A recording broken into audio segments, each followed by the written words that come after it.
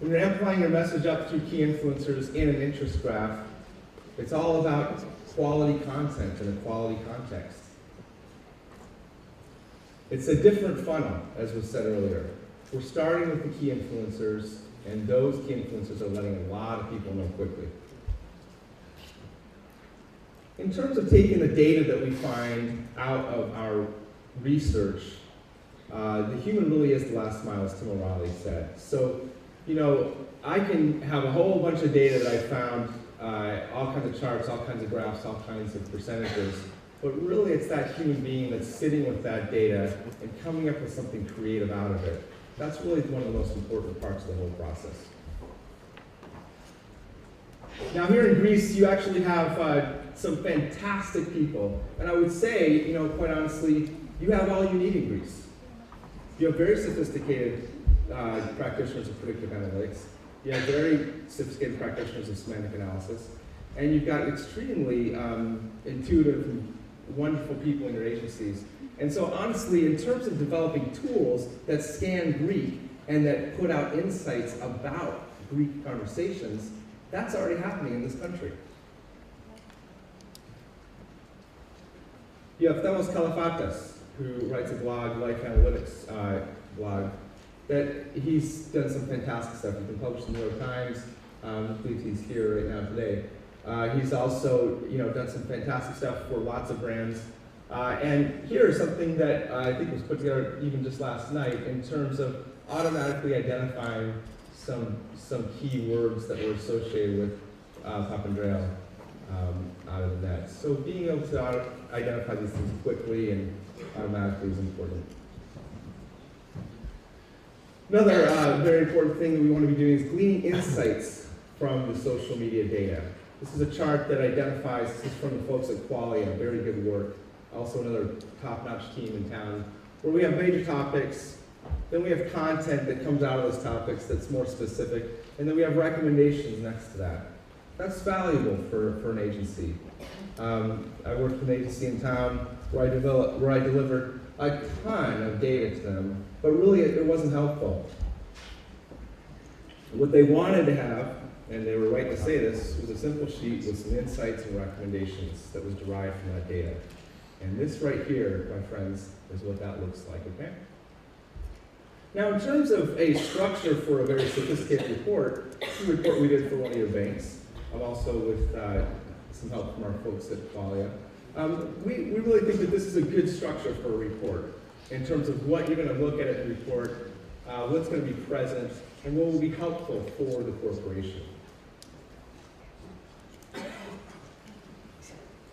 You also have tools that are also spitting out real-time information from Twitter, from Facebook, from blogs, photos, video, and also pulling from all of those top issues automatically.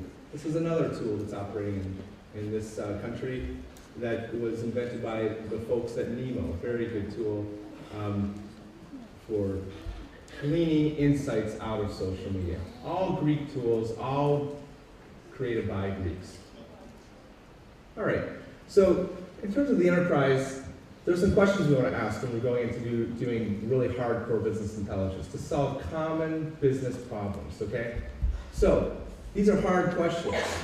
And if analytics and if business intelligence can solve these problems, then we've really evolved as far as being social media practitioners. Can your company adjust budgets of your integrated social strategy based on data and not gut feel? Are sales and marketing getting leads before the consideration phase?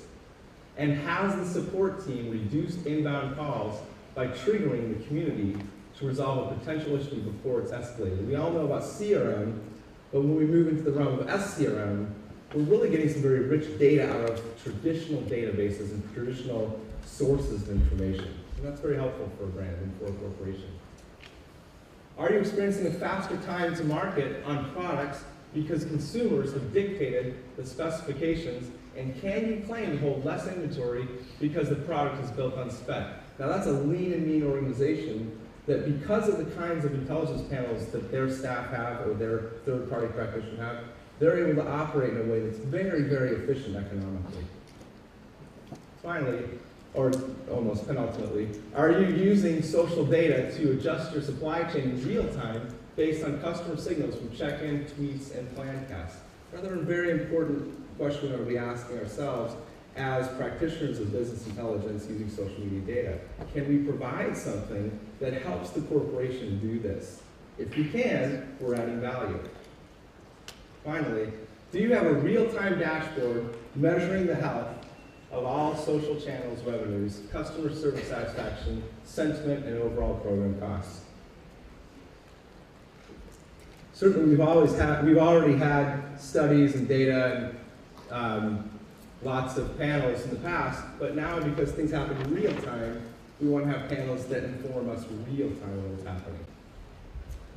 Customer-centric campaigns informed by business intelligence derived from social media data will typically spit out, as was said very astutely before, communities that are non-branded, which we can then orient our customer towards, and out of which we can get information that's relevant for our campaigns.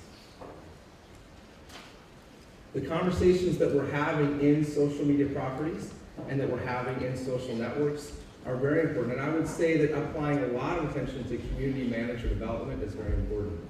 Every brand should have a community manager. It's a real pain in the butt to go into a corporation and have a trade manager or have a brand manager be given the extra duty of being a community manager.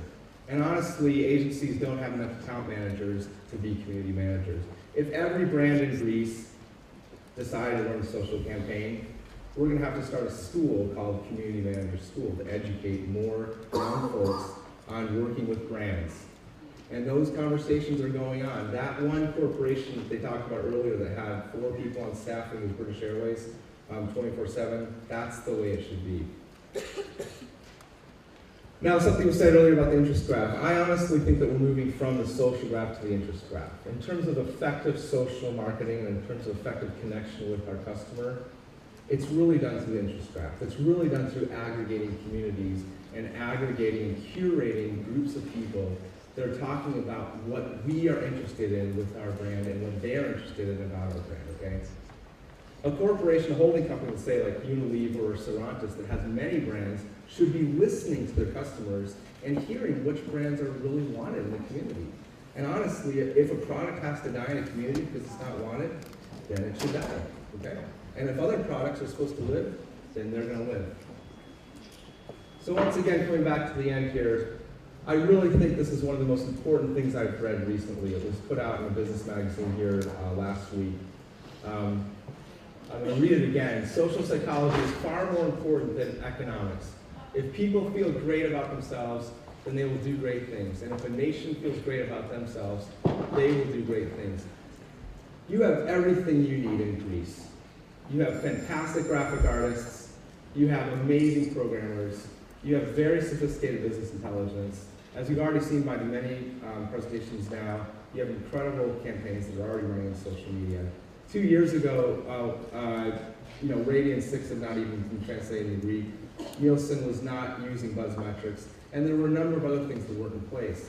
Now you've got very sophisticated organizations in town that are running fantastic campaigns and that are really meeting the customer where they're at. In terms of transforming a nation, in terms of transforming a people, in terms of moving ahead, no nation has more potential than Greece for that. This is a nation that lives by its heart. It's a nation that's attached to each other. It's a nation full of pares who are very interested in those that they love and in taking care of the ones they love. And that's really what the essence of social is. It's about people, and it's about connecting to those you love, and it's about doing something about that. Thank you very much.